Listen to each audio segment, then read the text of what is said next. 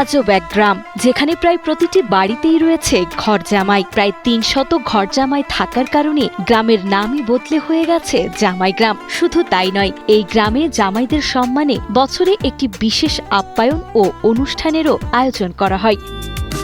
তবে সবচেয়ে আশ্চর্যের বিষয় হলো, শত বছরেরও বেশি সময় ধরে এই এলাকায় জামাই ঘরে রাখার অদ্ভুত এই রীতি চলে আসছে। আমার বাপ এই দেশের ঘর জামাই, তার সন্তান নামে। আমার বাপের বাড়ি কুষ্টিয়া, আমার থানা। ঘর জামাইয়ের সংখ্যা অনেক বেশি। আমি যদি সংখ্যায় বলতে যাই, 2 থেকে 300 ঘর জামাই এই এলাকাটাতে বাস করে। এই বড় একটা ইউনিয়নে যেহেতু কাজের অনেক সুযোগ আছে, এই সূত্র ধরে এখানে যারাই আসে বিয়ে শাদী করে এই এলাকাতেই ঘর জামাই থেকে যায়। আমাদের এখানে এত সুন্দর একটা মিলন মেলা হয় যে প্রত্যেকটা বাড়িতে জামাই আসে, আর যারা ঘর জামাই আছে তারা তো 200+।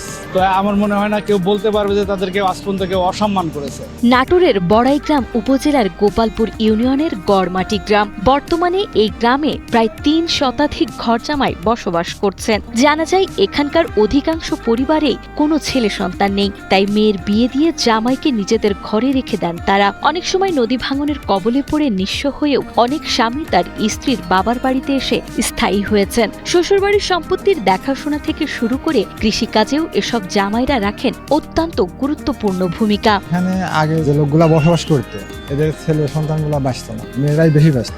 মেয়েগুলাকে বিয়ে দিতে হবে, যে যেখান থেকে কাজে আসুক আর বেড়াইতে আসুক, এইভাবেই এক সময় বিয়ে শাদী দিছে। দেওয়ার পর তারা একসময় হয়তো ভালো লাগেছে এই জায়গায় অনেকগুলাই রয়ে গেছে। আমি গড়মাটি আসি, বাস করি, গড়মাটি থাকি।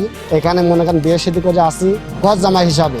এই এলাকার লোকজন খুবই ভালো, তাদের আচরণ খুবই ভালো লাগে আমার। মূলত এই এলাকাতে বিভিন্ন এলাকা থেকে মানুষ কাজের সূত্রে আসে এবং আসার পরে এই এলাকাতে ঘর জামাই রয়ে যায়।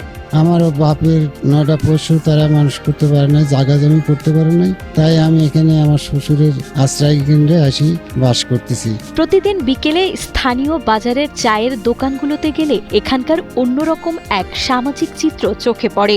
ঘর জামাই আর শালা সম্বন্ধীদের আড্ডা, হাসি ঠাট্টা আর খুনসুটিতে এখানে এক উৎসবমুখর পরিবেশ তৈরি হয়, যা গ্রামের সামাজিক বন্ধনকে করেছে আরও দৃঢ়।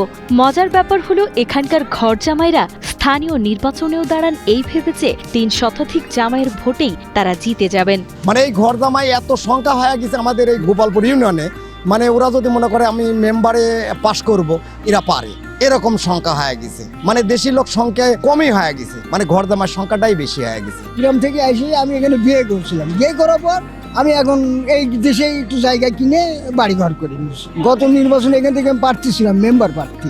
একসময় সমাজে ঘর জামাই থাকাকে বেশ নেতিবাচক ও উপহাসের দৃষ্টিতে দেখা হতো, কিন্তু গড়মাটি বা এই জামাই গ্রাম সেই প্রাচীন ধারাকে পুরোপুরি বদলে দিয়েছে। এখানে এটি এখন আর কোনো লজ্জার বিষয় নয়, বরং পারিবারিক বন্ধন, সহমর্মিতা ও সম্পদের সঠিক দেখভালের এক ইতিবাচক দৃষ্টান্ত। আমাদের গ্রামের মানুষ এতই সহজ সরল যে তারা এক কথায় জামাই আদরে খুব, মানে বাংলাদেশে আমি বলবো যে আমাদের এই গড়মাটি গ্রাম ফার্স্ট হবে। ঘর জামাই আছে অনেকেই, এখান থেকে কেউ যাইতে চায় না, কারণ এখানে বসবাস করে তারা অনেক মজা পায়। এখানে মানুষের জন্য ভালো, মানুষজনের সাথে সম্পর্ক ভালো, সবাই সবার খেয়াল খবর রাখে।